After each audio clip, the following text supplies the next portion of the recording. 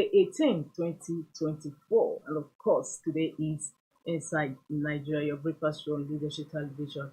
It's a breakfast show where we review and discuss front headline stories and some trending news on the program. My name is Jimmy Bebo. Welcome you to today's edition of the program. And of course, on this first half of the program, we have newspapers for review, and including Nigeria's most influential newspaper, Leadership. We start off with Leadership's headline stories. Leadership says APC/PDP crisis. Ganduje battles for survivor. Damagum knows fate today. APC/PDP crisis. Ganduje battles for survivor. Damagum knows fate today. And the riders. Ganduje fingers NNPP in Kano crisis. Use back national chairman as world escorts petition NJC. NEC will decide on Damagum today. PDP governors. The leading story today. And of course, for the pictures, we have the picture of confusion. Is the subtitle for the pictures, because yesterday there was an ongoing story, trending story, that EFCC operatives swooped on the residence of former Kogi State Governor Yaya Bello, and of course the governor also had police and other security operatives in attendance. And leadership captioned the photos. Confusion as operatives of the Economic and Financial Crimes Commission EFCC lay siege to the residence of former governor of Kogi State Yaya Bello in a bid to arrest him over alleged 84 billion naira fraud. Governor Ahmed Ododo drives into the house to prevent the former governor's arrest in Abuja yesterday. Other stories gracing the cover. Kano knows fate on fresh bail, has arrest bid May 20. Federal government raises over $1 billion to boost local production of drugs. Bobrisky moved to Kirikiri from Ikoyi prison. SEC FRC get 21-day ultimatum on 45 billion naira unremitted funds. And above the main headline story, controversy trace conflicting court orders over Yahaya Bello's arrest. The story continues on page 7 of Leadership. And above the masthead of Leadership, electricity tariff, 65% of private businesses risk shutting down. And CBN says it's not our intention to defend Naira. Meanwhile, Leadership Le Vogue will be out this Sunday. Leadership Le Vogue is an all-colored, all-style glossy magazine. And of course, it's an insertion on Leadership Sunday every 2 weeks. And it's coming out this Sunday. Don't forget to get a copy or grab a copy of Leadership Sunday. From that, we move briskly to page 3, where we have our stand. Our stand today is on toying with Third World War. Toying with Third World War. Of course, some superpowers are already prevailing on Israel not to retaliate the Iran attack in order to douse tension and prevent Third World War. Of course, you want to find out more on our editorial today, even as you log on to the website. Meanwhile, on the back page today, we have Being Blunt with Muazu Eliza, and he's writing on Matawali and the Northern Elders. Matawali and the Northern Elders. In quote, and as the coordinator, he performed woefully, leading to President Bola Ahmed Tinubu's woeful loss in Katsina, Kano, Kaduna states, 3 of the vote banks for the zone. Of course, we want to find out more. Matawali and the Northern Elders. With that, we conclude the leadership review. Log on to the website of Leadership for continuation of these stories. www.leadership.ng. From Leadership, we move to THISDAY. THISDAY says Cardoso, CBN has no intention of intervening in forex market. Cardoso, that is CBN governor. CBN has no intention of intervening in forex market. Orbit liquidity returning. Reveals country recorded $600 million inflow in 2 days. Naira appreciates to 1,072 naira per dollar on official forex window. Now 1,100 per dollar on parallel market. Tinubu lost Dangote Group for reducing diesel pump price. Page 10 is a continuation for the story. Wike wins as National PDP caucus gives nod to Damagum's continuation in office.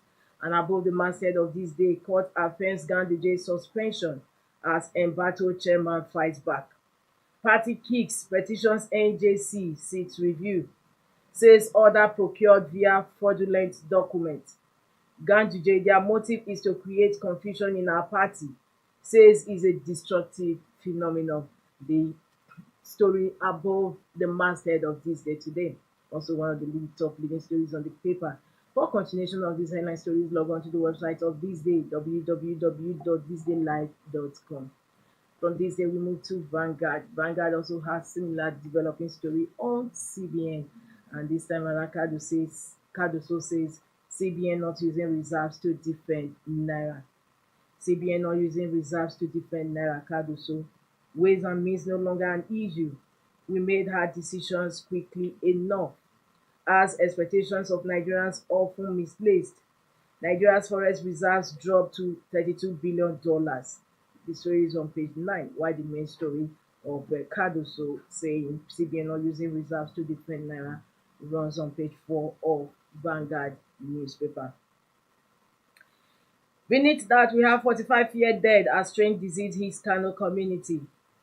Ganduje kicks as Kano court affirms suspension. Tinubu says those threatening Nigeria's sovereignty have price to pay. Killings. Benue communities protest herdsmen's attacks, want grazing law strictly enforced. And in sports, Boniface rated better finisher than Haaland Nunez. And from that sports news, we move to the stories about the masthead of Vanguard. Electricity tariff hike, 65% of businesses may shut down. Organized private sector. Electricity tariff hike, 65% of businesses may shut down. OPS. Coalition threat, PDP governors move to avert implosion. Train 8, contract dispute threatens Nigeria LNG expansion plans. Rising prices of foodstuffs, FCCPC deploys operators to market. This concludes the review of headline stories today on Vanguard newspaper. For continuation of these headline stories, log on to the website of Vanguard, www.vanguardngr.com. From Vanguard, we move to the next paper on our menu, and that is The Punch. The Punch headline story says, El-Rufai, marketers view subsidy claims wrong. Federal government, NNPC. El-Rufai, marketers view subsidy claims wrong. Federal government, NNPC. Of course, they are reacting to or replying to El-Rufai, which made a statement earlier on that the federal government was still subsidizing fuel. Bring evidence of subsidy payment. Local judge before NJC over Ganduje's suspension. Beside the masthead of the Punch, PDP governors warn against illegality as NEC meets today. Above the masthead of the Punch, policemen, Kogi governor for EFCC attempt to arrest Yaya Bello. Anti-graft agency condemns obstruction of arrest. The story is on page 12 of the Punch. Cardoso links depleting reserves to debt repayments.